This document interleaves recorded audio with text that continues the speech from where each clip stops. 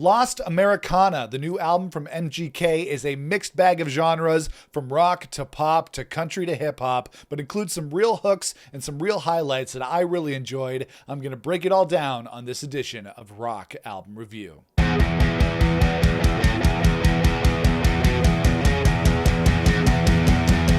Hey everybody, it's Nick here with you. Welcome back to the channel. Lost Americana is the 7th studio album from Machine Gun Kelly. MGK. It's the follow-up to 2022's mainstream sellout. MGK, Machine Gun Kelly, Colson Baker, whatever you want to call him, started out as a rapper before transitioning to more of a rock and pop punk influenced sound on his last two records, Tickets to My Downfall and Mainstream Sellout. And I know that a lot of people gave MGK some flack for changing genres from hip hop to rock, but I really liked Tickets to My Downfall. I thought that was a cool record. You know, I love a good, catchy pop punk record, so there was no surprise that I would have liked that one.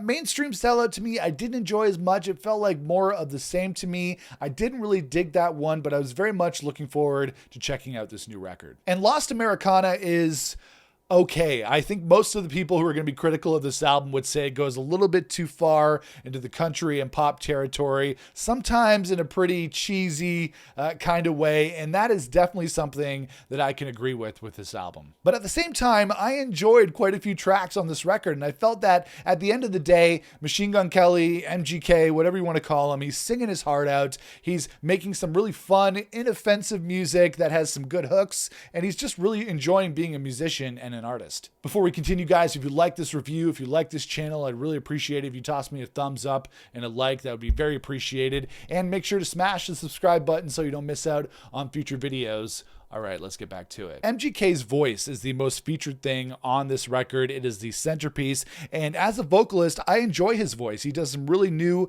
and interesting things here on songs like Cliché and Goddamn, and latter tracks like Can't Stay Here and Treading Water. Tell me, would you wait for me? Baby, I'm a rolling stone. I'm almost positive that a good amount of auto-tune went into the vocals on this record, and I'm not really sure if MGK is going to be able to pull off these vocals live, but there are actually some really good standout vocal moments that I think that he should be commended for. And the tracks on this album run a gamut of genres.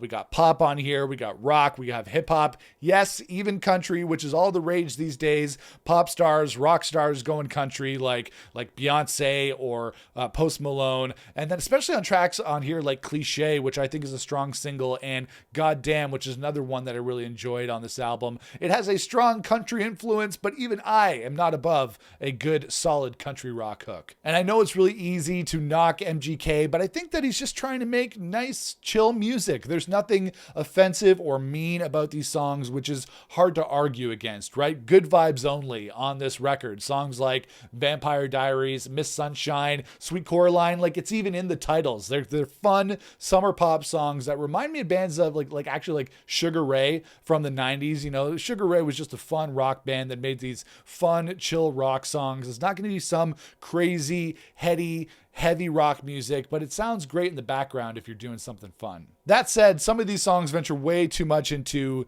cheesy rock territory for me, a little too country, a little too sentimental, even if they are well-intentioned, especially as we get towards the end of the album. Songs like Sweet Coraline, Can't Stay Here, Treading Water, and Orpheus ebb too much into country rock territory for me and didn't quite hit me as much, even despite of MGK's emotional singing. I did, however, dig when MGK, Machine Gun Kelly, went back into his hip-hop roots on this record on songs like Indigo, with a great line in there, I make my own luck because I don't believe in karma. That was actually a really cool line. And also Tell Me What's Up, that's another cool song on this record, both featuring some great rap verses from MGK. I know Eminem and other rappers have put him in his place over the years, but I think that MGK is a decent MC. And some fans might knock MGK for his more classic rock moments on this album, namely the intro to Outlaw Overture with its big rock synths that reminded me of the intro to The Who's Baba O'Reilly,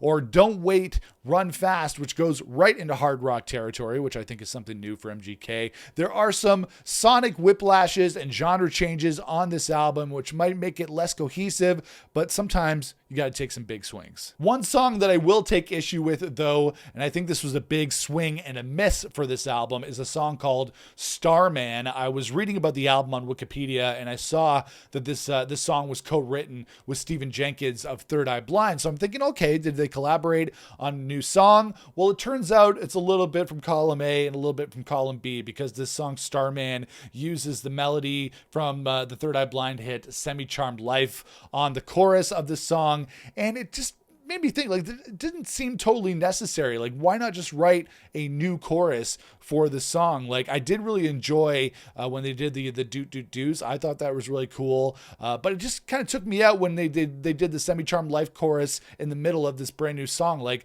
why not just either write a brand new song with Stephen Jenkins, or maybe just do a straight cover of Semi-Charmed Life? I thought that would have been cool as well. Like, MGK definitely has the ability to do more of the rap style vocals that we hear on that song. So I thought that would have been much cooler if they did a full-on cover of Semi-Charmed Life as opposed to this half and half kind of thing, which I didn't think really worked. There were some cool elements to that song, so I don't want to completely knock it, but I would have liked to hear just a full-on cover version of Semi-Charmed Life. But in terms of my other favorite songs that I liked on this new record from MGK, Lost Americana, I liked Cliché, I liked Goddamn, I liked Vampire Diaries, and Indigo, and I think there are some other cool songs on this record. Overall, I think MGK's Lost Americana is a mixed bag of genres and sounds. Some work, some don't, but there are some hooks and some highlights on here that I really enjoyed, and I commend to MGK for writing more of an upbeat, fun, summer, positive kind of record. It wasn't my favorite of the year, but I thought it was enjoyable. I'm going to give the new album from MGK, Lost Americana, a 3 out of 5. And that is it, guys. That is my rock album review for the new album from MGK, Lost Americana. Let me know what you thought of the album in the comments below. If you like this video, make sure to toss me a thumbs up. I'd really appreciate that. Make sure to smash the subscribe button so you don't miss out on future videos here on the channel. And make sure to share this video online with your friends and fellow music fans. Make sure to follow me on social media across platforms at Nick Chino Music. And I'll see you guys again for another rock album review here on the channel. Until then, rock on, everybody.